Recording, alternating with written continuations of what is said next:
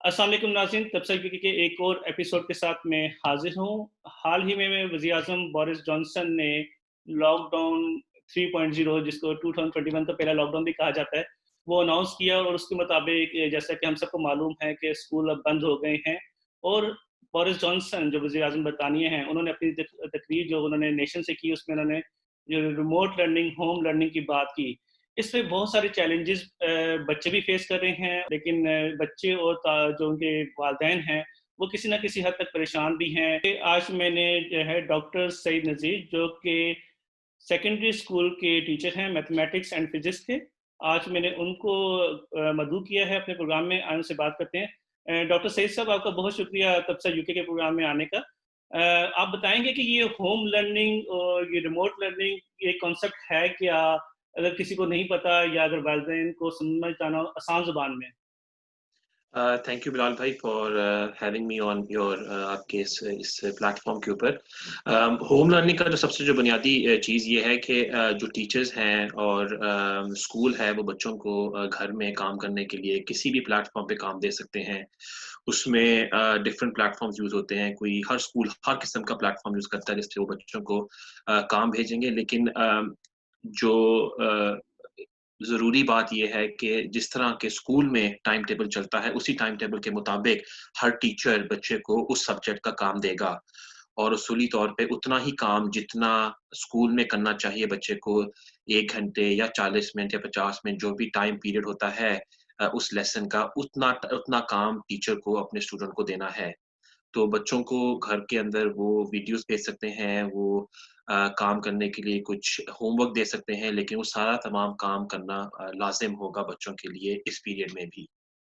ठीक है, तो फिर इसमें ऑब्वियसली कि जो बच्चे तो अभी कुछ सेकेंडरी स्कूल में प्राइमरी प्राइमरी स्कूल की निस्बत ऐज में बड़े होते हैं। लेकिन इसमें आपको क्या लगता है कि वालिदैन का कोई इसमें रोल हो सकता है? और किस तरह इसको डिसिप्लिन किया जाना चाहिए, जब ऑब्वियसली ये घर में बैठ के बच्चों ने पढ़ना है? कुछ चीज़ें तो बहुत इम्पोर्टेंट हैं और आई थिंक ये काफ़ी लंबे अरसे तक लॉकडाउन चलेगा और जो कि हमने पिछले लॉकडाउन से सबक सीखा उसमें कुछ चीज़ें बहुत बुनियादी थी कि बच्चों ने घर वाले काम को सीरियस नहीं लिया और जो भी काम टीचर्स ने पिछले लॉकडाउन में बच्चों को दिया था, वो बच्चों ने या तो ये मैं मेजॉरिटी बच्चों की बात कर रहा हूँ, कुछ बच्चे उसको अच्छे स्टैंडर्ड से भी करते हैं, लेकिन मेजॉरिटी बच्चों ने या तो उसको अच्छे स्टैंडर्ड से नहीं किया या अगर किया तो उसको इनकम्प्लीट करके छोड़ दिया और आगे काम करते रहे। तो वो सबक इससे ये हासिल होता है कि इस दफ़ा जो लॉकडाउन हुआ है उसमें बहुत ज़रूरी है कि जो हमारे बच्चे हैं, वो इस बात को ज़रूरी समझें कि जो काम उनको दिया जा रहा है वो करिकुलम का ही काम है। और वो शायद टाइम की बुनियाद के ऊपर जब वापस स्कूलों में जाएँ, अगर वो जीसीएसई के बच्चे हैं तो उनसे वो काम दोबारा ना स्कूल में किया जाए तो उनको बहुत सीरियस होके काम करना पड़ेगा। और उसकी जो टिप्स हमारी तरफ से एज़ टीचर्स जो होती है वो टिप तो ये है कि number 1 time table proper follow होना चाहिए। जिस तरह के स्कूल में टाइम टेबल होता है, उसी तरह घर में टाइम टेबल होना चाहिए। बच्चे का प्रॉपर डेस्क होना चाहिए जहाँ पे वो बैठे लैपटॉप रख के और ये भी बहुत ज़रूरी है कि पेरेंट्स उसके ऊपर एक नज़र रखें क्योंकि बच्चा तो बच्चा होता है, चाहे वो सेकेंडरी स्कूल का हो या प्राइमरी स्कूल का हो, जब तक कि उसके ऊपर नज़र ना रखी जाए या उसको देखा ना जाए कि वो काम को कंप्लीट कर रहा है कि नहीं कर रहा, तो ये बहुत ज़रूरी है कि बच्चे पेरेंट्स भी काम को देखें और आजकल तो बहुत ज़्यादा ऑनलाइन फ़ोरम्स हैं जहाँ पे काम को देखा जा सकता है, हेल्प ली जा सकती है, लेकिन पेरेंट्स का नज़र रखना काम के ऊपर बहुत ज़रूरी है। ठीक है। फिर मेरा ये सवाल बनता है कि जब ये बच्चे वापस स्कूल जाएँगे आफ्टर लॉकडाउन, इनकी असेसमेंट का तरीक़ाकार क्या होगा? इससे कि मतलब हर बच्चा एक जैसा तो नहीं हो सकता।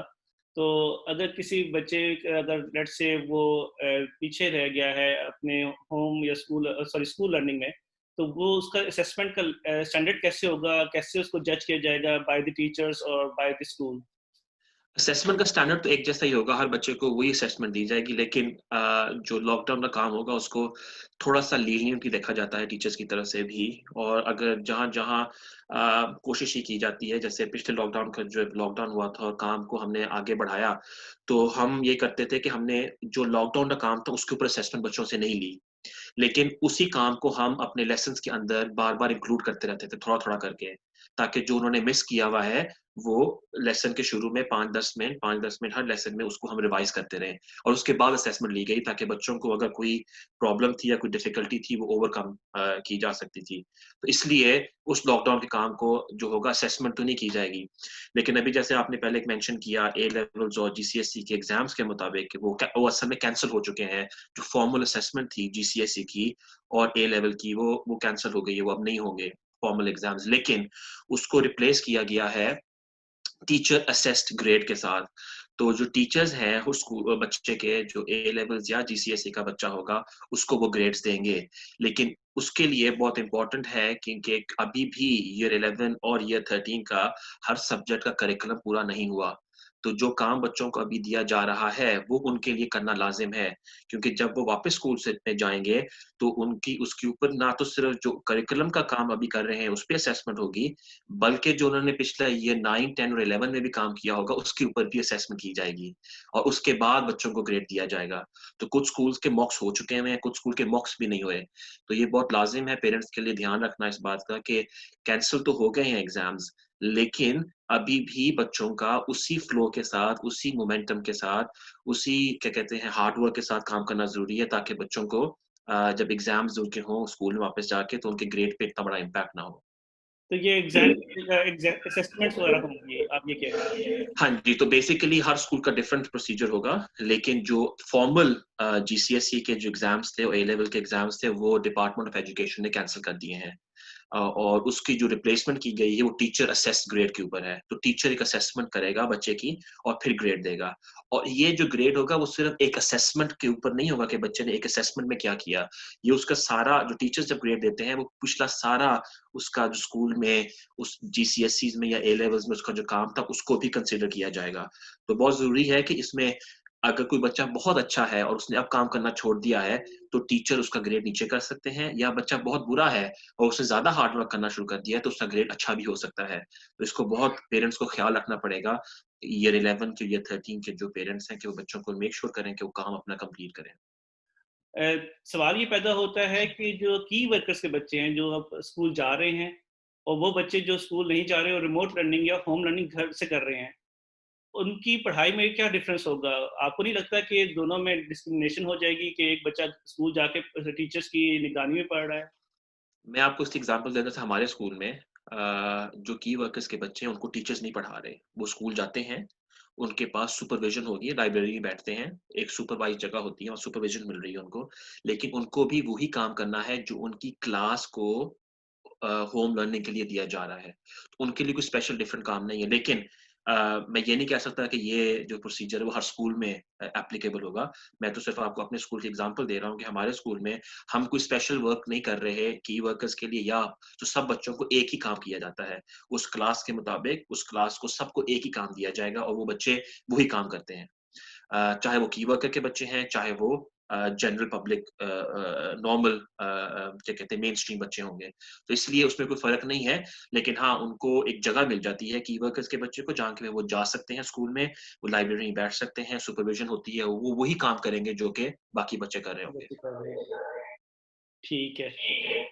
इसमें एक और मेरा सवाल ये है कि जो बच्चे होम लर्निंग तो कर रहे हैं, लेकिन फिर भी उनको ठीक है स्कूल स्कूल की तरफ से सपोर्ट मिल भी रही होगी, लेकिन अगर उनको कोई और प्लेटफॉर्म चाहिए हो तो आपको आपकी नज़र में कोई ऐसे प्लेटफॉर्म्स आपकी नज़र में हैं जो आप पेरेंट्स को या स्टूडेंट्स को सजेस्ट कर सकें? काफ़ी ऑनलाइन प्लेटफ़ॉर्म्स हैं, बहुत अच्छे प्लेटफ़ॉर्म्स हैं। एक का तो ज़िक्र गवर्नमेंट ने भी किया है, वो बीबीसी बाइट साइज़ का है। उन्होंने तो बल्कि ऑनलाइन ना तो सिर्फ़ वो ऑनलाइन उनके लेसन्स मौजूद हैं वेबसाइट के ऊपर, बीबीसी बाइट साइज़ की वेबसाइट पे हर टॉपिक के ऊपर उनके लेसन्स मौजूद हैं, साथ उनके क्विज़ेज़ हैं ताकि बच्चा उसको टेस्ट कर सकता है। वीडियोज़ मौजूद हैं जो कि अगर कोई प्रैक्टिकल असेस्ड है, जो असेस प्रैक्टिकल्स हैं, बच्चे स्कूल में नहीं कर सकते, वो प्रैक्टिकल देख के उसके ऊपर छोटा-सा टेस्ट भी कर सकते हैं। लेकिन उससे सबसे जो अच्छी बात उसमें ये है कि टीवी के ऊपर भी लाइव लेसन्स दिए जा रहे हैं। प्राइमरी स्कूल का अलग टाइम है, सेकेंडरी स्कूल का अलग टाइम है और उसपे लाइव लेसन एक टॉपिक के ऊपर टीचर आके टीवी के ऊपर भी लेसन दे रहा है। तो बहुत अच्छा प्लेटफ़ॉर्म है बीबीसी बाइट साइज़ का। एक और अच्छा प्लेटफ़ॉर्म जो कि मैं पर्सनली बहुत यूज़ करता हूँ एज़ अ टीचर, वो ओक अकेडमी का है। उसमें उनके पास भी उसका ओक नेशनल अकेडमी है। उनका भी बहुत अच्छा प्लेटफ़ॉर्म है, लेसन भी मौजूद हैं हर टॉपिक के ऊपर।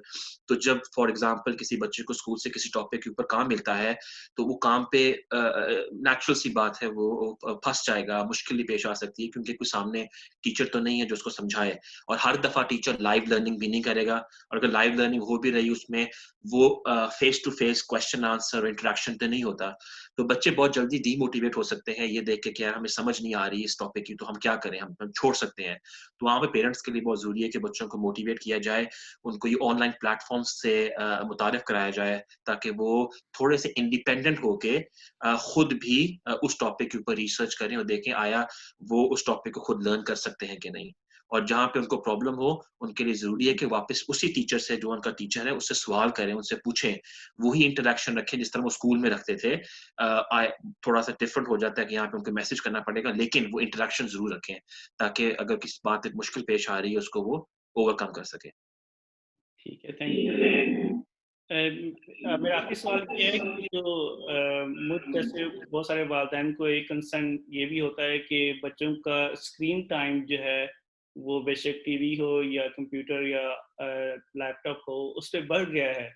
आप कुछ एडवाइस करना चाहेंगे इस हवाले से?